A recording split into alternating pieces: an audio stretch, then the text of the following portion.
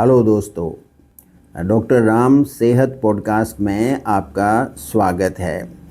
यहाँ पर आपको बिल्कुल सिंपल और प्रैक्टिकल हेल्थ नॉलेज देने का प्रयास किया जाता है।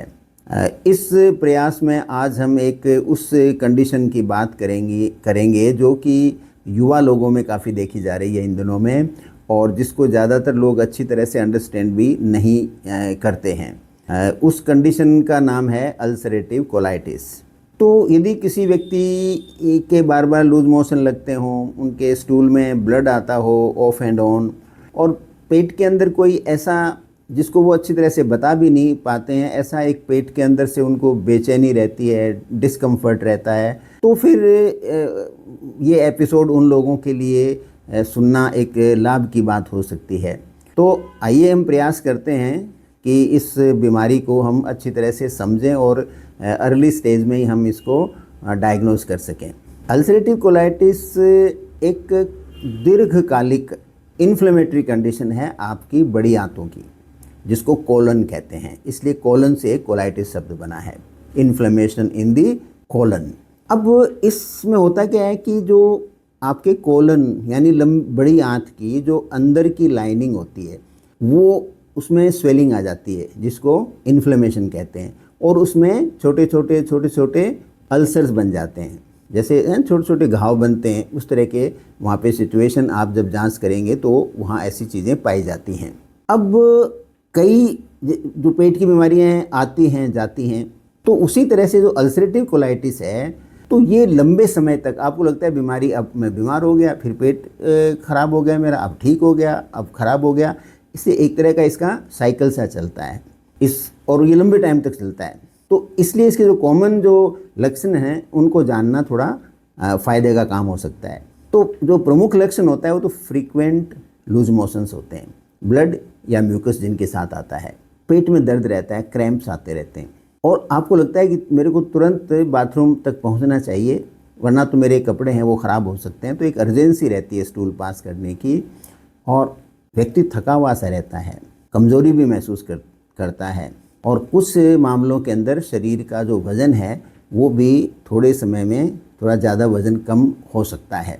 और यदि बीमारी बहुत ज़्यादा हो जाती है तो उसमें तो क्या होता है कि ब्लड लॉस इतना होता है कि लोगों में रक्त की कमी भी आ जाती है, हालांकि ऐसे केस कम होते हैं। अब होता क्या है कि जब लूज मोशन वगैरह होते हैं तो लोग इन चीज़ों को इग्नोर करते हैं, वो कोई खाने से जोड़ेंगे, कभी कोई पानी से जोड़ लेंगे, कभी कोई पर्टिकुलर मेंटल स्ट्रेसफुल जो सिचुएशन होती है उससे जोड़ लेते हैं। तो इसलिए इसकी डायग्नोसिस अल्सरेटिव कोलाइटिस की वो थोड़ी लेट होती है।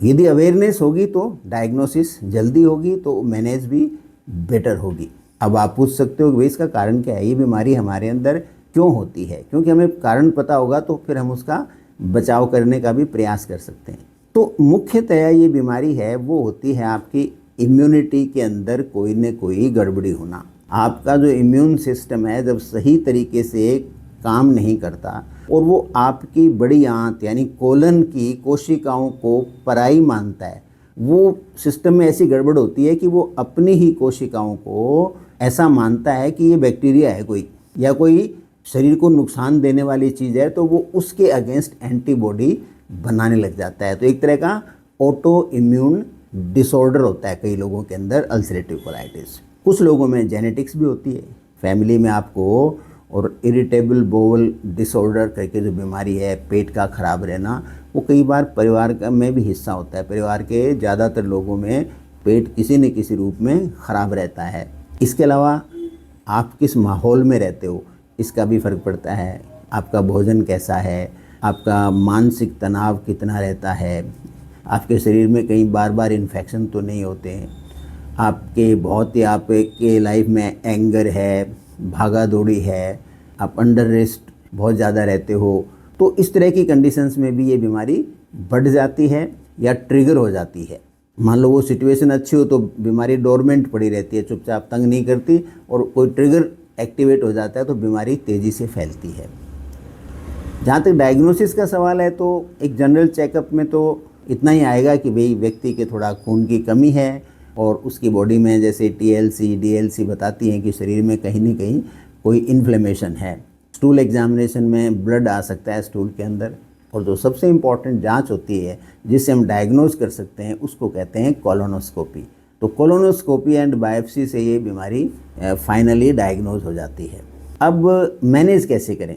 तो देखिए, डॉक्टर्स तो हैं वो कोई इन्फ्लेमेशन को कम करने की दवाई देंगे, यदि ऑटो इम्यून डिजीज़ है तो इम्यूनिटी को थोड़ा सप्रेस करने की दवाई देंगे, और कई बार जो बहुत सीरियस केसेस होते हैं, आंत बहुत ही ख़राब हो जाती है तो वहाँ कुछ ऑपरेशन करके आंत के बहुत ख़राब हिस्से को निकालना भी पड़ सकता है। तो ये हो सकती हैं। दवा से आपके डॉक्टर हैं इसको मैनेज भी कर सकते हैं, कुछ दवा होती हैं इसकी, तो वो दवा का उपयोग किया जाए तो ये बीमारी काफ़ी हद तक कंट्रोल की जा सकती है।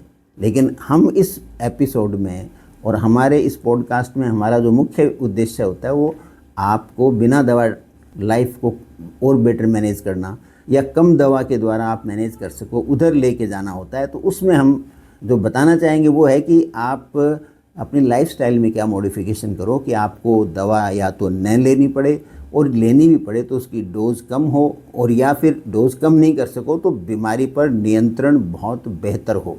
तो ये हमारा उद्देश्य इस पॉडकास्ट का है। तो इसमें जो लाइफस्टाइल में आप क्या कर सकते हो, एक तो बैलेंस्ड और आराम से डाइजेस्ट होने वाला भोजन ही आप मतलब अल्सरेटिव कोलाइटिस के रोगी को लेना चाहिए। और अब ट्रिगर कौन से फूड हैं जो बीमारी को ट्रिगर करते हैं, तो ये व्यक्ति से व्यक्ति पर निर्भर करता है।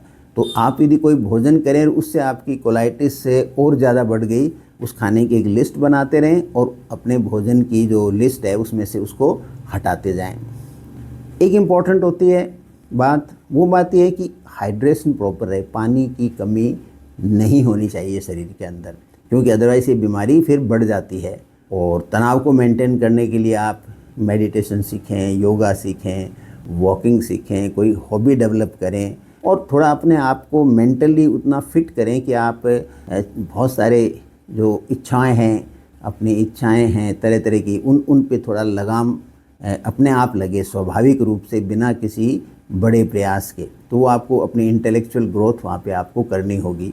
अब आप डॉक्टर के पास कब जाओगे, ये सवाल उठता है। तो यदि स्टूल में ब्लड आने लगे, डायरिया यदि एक हफ्ते तक कंट्रोल नहीं हो तो ज़रूर डॉक्टर के पास जाना चाहिए, या फिर पेट में बहुत तेज़ दर्द हो, या सडनली आपका 10-12 किलो वज़न कम हो जाए, तो ऐसे में आपको फिर मेडिकल एडवाइस लेने में देरी नहीं करनी चाहिए।